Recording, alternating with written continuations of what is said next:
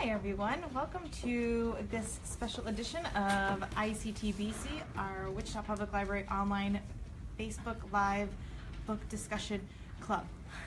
I'm librarian You Sarah. can say it. You can say it, Sarah. I Okay, my way good. through it. Thank All you. right. I appreciate it. Why don't you introduce yourself to our fine, lovely folks?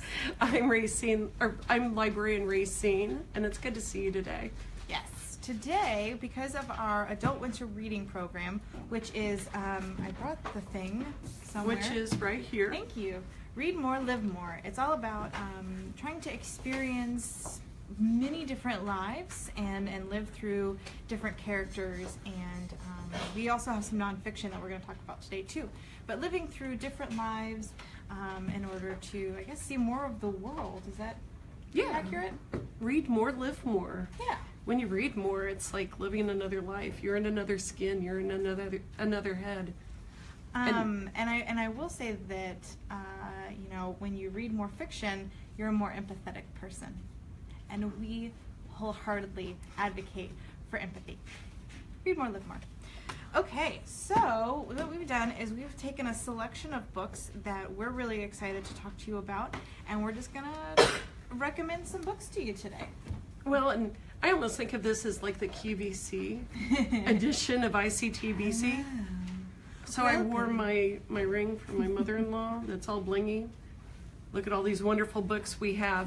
And two, I'm going to start out with saying you don't have to just read a book. You can listen to a book. Listening to books count. I'm going to start off with The Leftovers by Tom Kuroda. Jump right in. And this is kind of like my other theme of the day, which is HBO, being made into a TV movie, kind of a thing. This is a series on now. The Leftovers. Think about what would happen if 10% of the people that you knew in your life were gone immediately.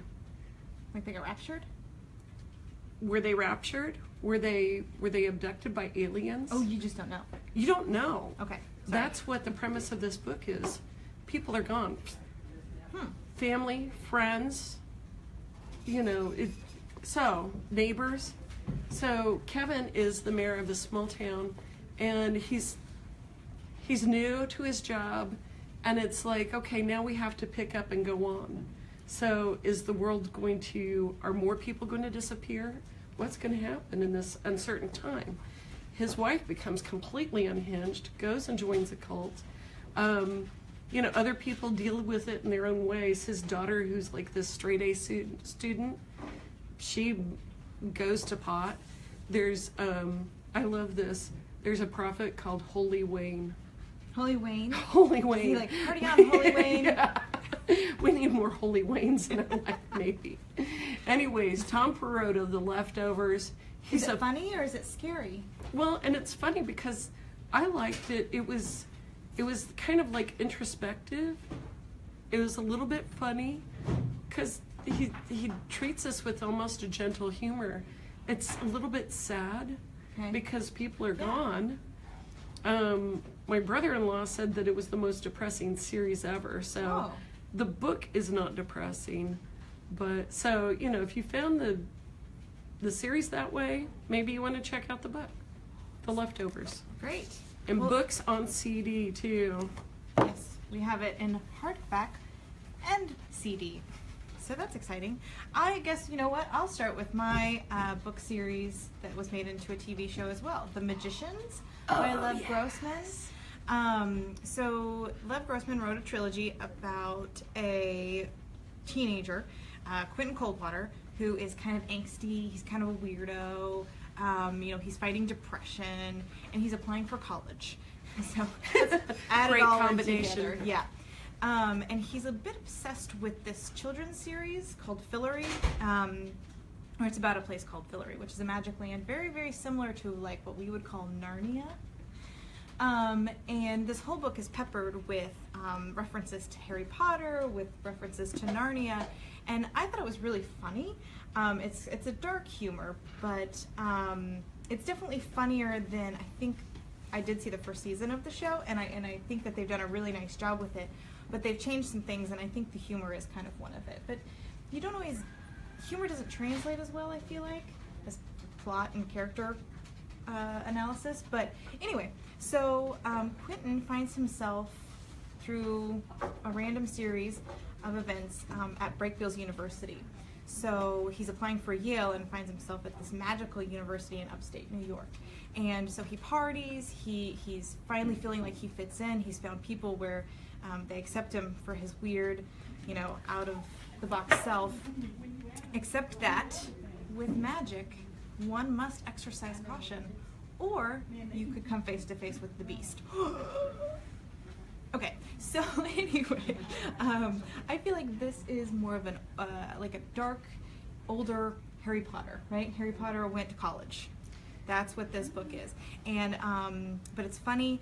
It's engrossing. It lags a little in the middle. I won't lie, but if you can get past that and you can get to the end, which is totally worth it.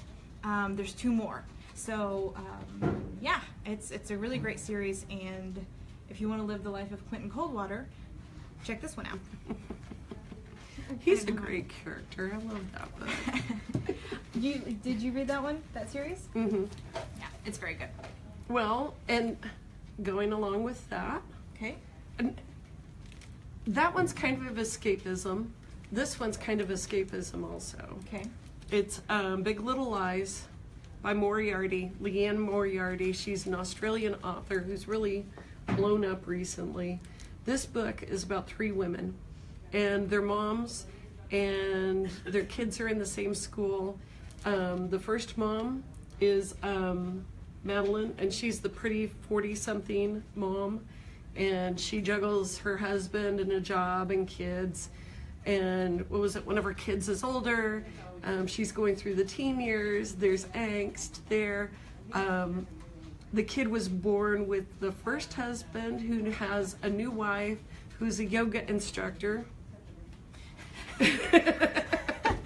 Yeah, good times. Whatever. Yoga's Anyways, fun. Yeah.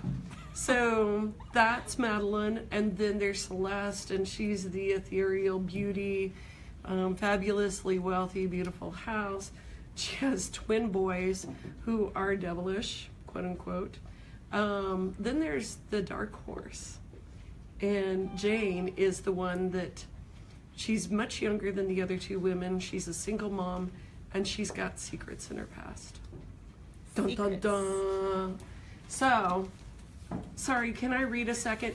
The thing that I love about this book is that it's interspersed with like interviews. Okay. That happen after the fact of something big that changes their life. What was it? Jackie says, "You know what?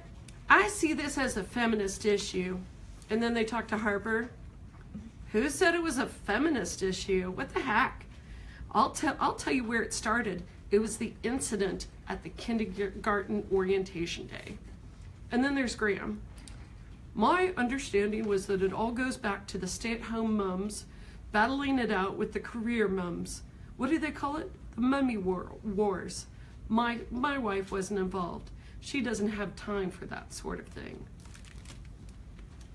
So, Mummy Wars at its finest.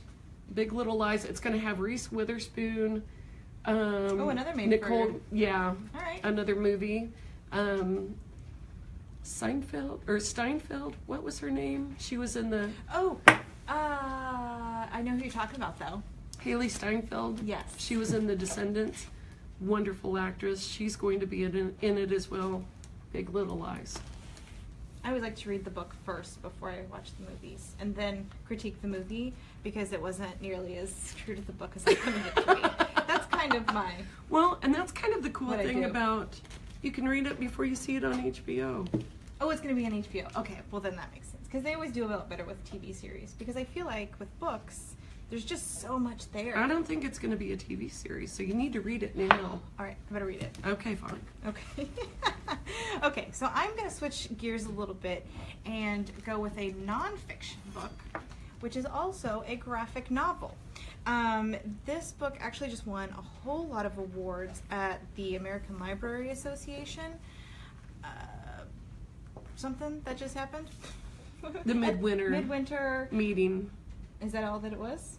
there was like a whole acronym, ALA. Librarians get together and powwow. That's what it is. Anyway, they gave this an award. Lots of awards for this trilogy. It is another trilogy, but it's in graphic novel form. So it's really easy to follow. The pictures are beautiful, but it follows the life. That's probably not a very good one. Is that a bad one? There, is that better? Can you see it? Ooh, no, it's fine. I'll just take it away. Okay. That's right.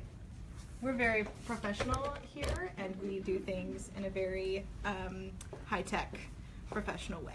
But anyway, March. It's by John Lewis, who is a senator in Atlanta, and he was very integral in the civil rights movement leading up to the events in Selma. And he's been in the civil rights movement his whole entire life, and now he's much older, and he's still fighting for civil rights. But anyway, so neither here nor there. He wrote a book about the events leading up to Selma, how he got started, and so it's very much an autobiographical story from his very beginnings up to the Freedom Bus to the March on Selma. And it's also interspersed with these flashes forward, so like here's where they started and here's how far they've come. The first book has where a young girl is coming in to see to meet with him, see this man who's now a senator that she can look up to. And then in the second and third books, it looks like I haven't quite finished the second one or gotten into the third one yet, but they are flashing forward to the election of President Obama, first black president, so it's a pretty monumentous occasion. Anyway, so they're really, really great. I'm trying to think if there's anything else I should tell you about them. They're fast. They are things that I hate to say it, but I didn't learn these kinds of things in school. You don't learn a lot of this stuff. And so if you, here's my question for you. Yes. I know a lot of people are like, oh my gosh, it's a comic book, but it's not. No, it's a lot different than that. I mean, I think a lot of comic books, you think Superman, you think Batman, right?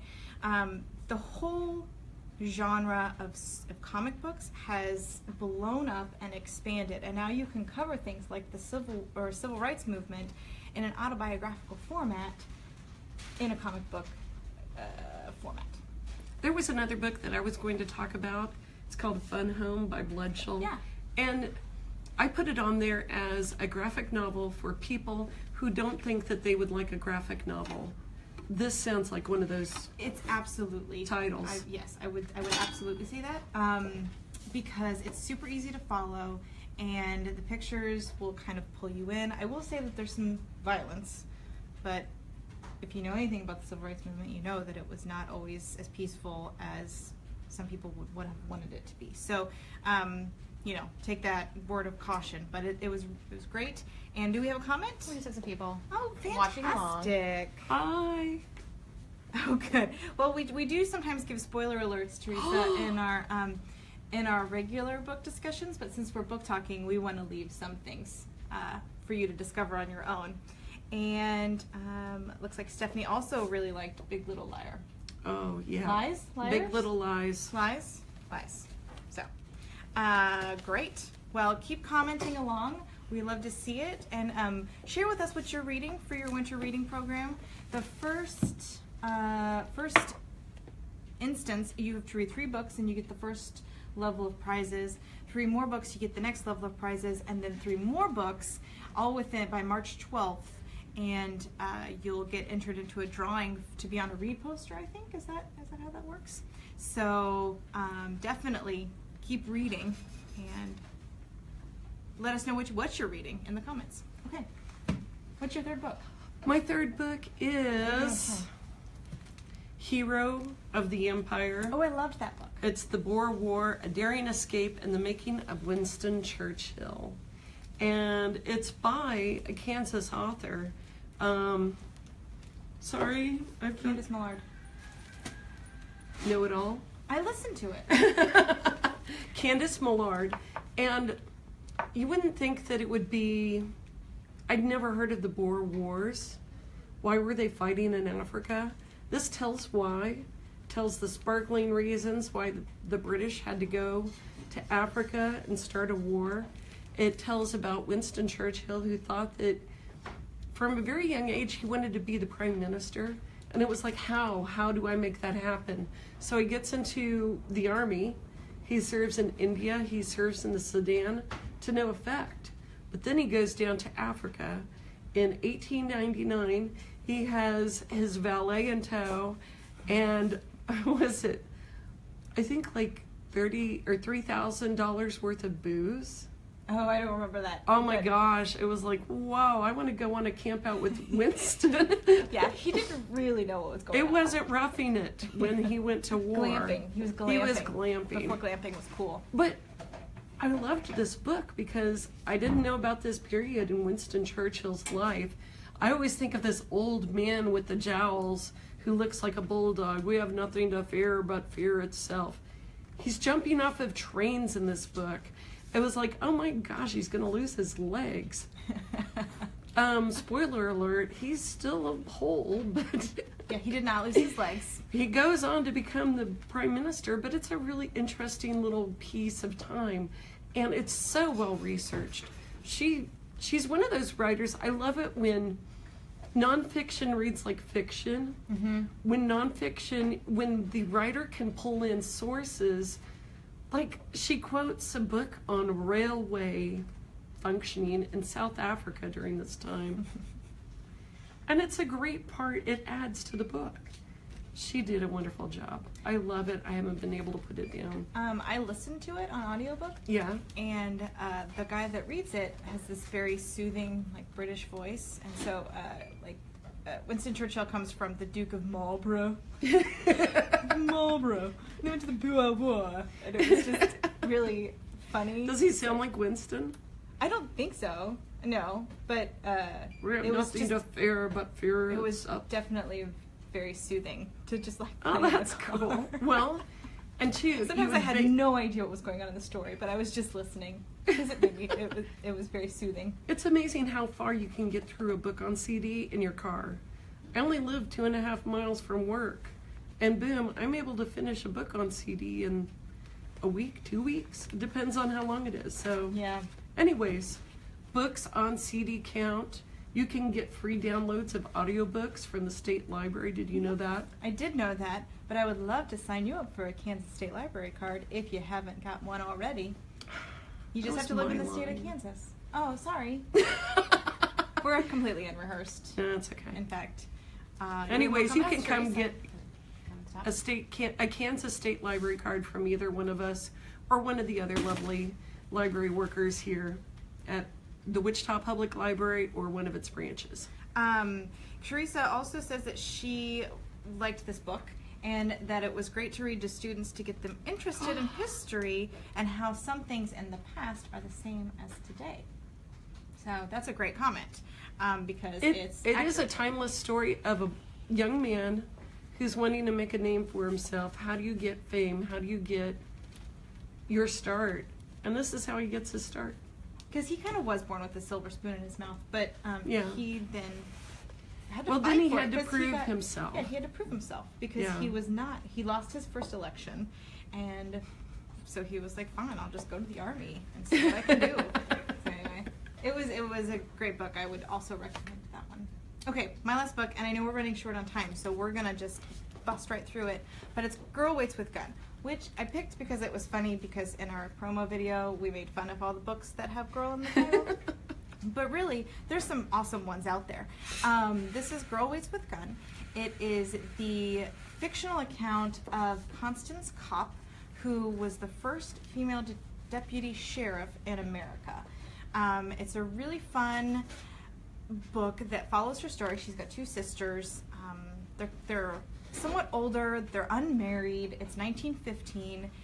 Their brother wants them to move to town so he can keep an eye on them because it's rather unheard of that these women live in a farmhouse all by themselves in the middle of the country.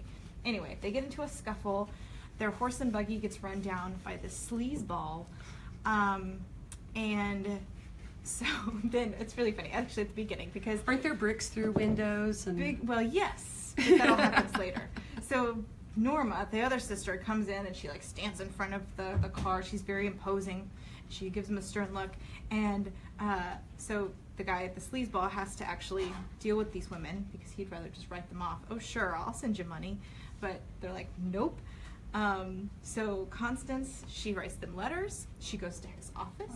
She follows through. And so anyway, but she becomes kind of a detective in the process because she has to research certain things. She gets caught up in this whole other thing that goes on.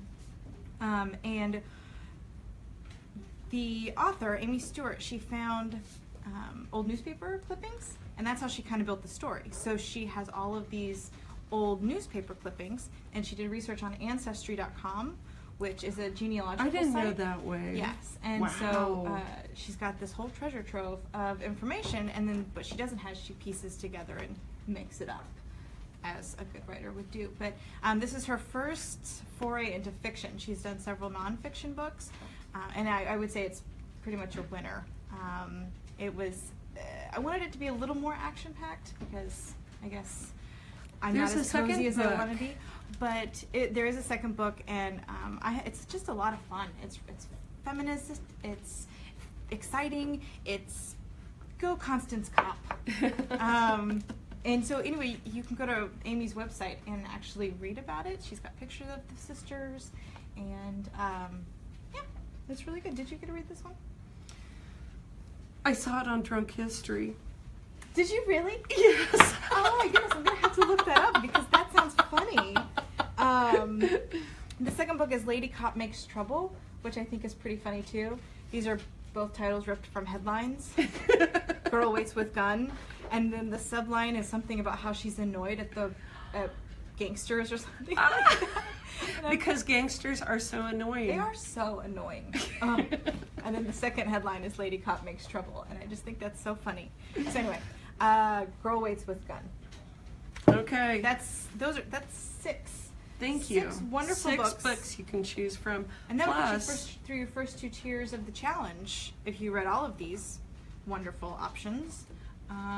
Well, we made a list, and we're going to post it, and there's these plus other ones that we wanted to talk about, but we didn't have time to. So there's so many check it out there. So for next month, Racine, why don't you tell us about what we're going to read for when we get back to regular non-book talking ICTBC. We're going to actually discuss one book in particular. Spoilers and all. Spoilers and all. The Storied Life of A.J. Fickery, and it's by Gabrielle Zevin. And it's a story. A.J. Fickery owns a bookstore. The bookstore is going into the drain. He's lost his favorite Poe. Things are not going well for him. And then things change in his life. How's that for a tease? You want to read this one and join us. And if you have already read it, then fantastic. Join us too. And if you need a copy, we will have some available at our circulation desk here at Central, but we can send them out to branches.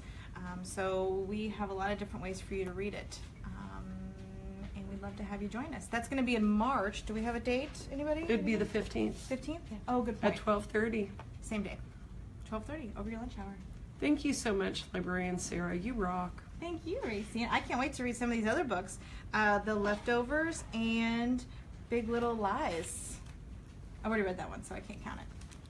And thank you for joining us. And so if you didn't get to join us live, please continue to leave your comments in the comment section. And check out our suggested reads, which are going to be on wichitalibrary.org. And I think that's about it. So we'll go ahead and sign off. See you next time. See you next time.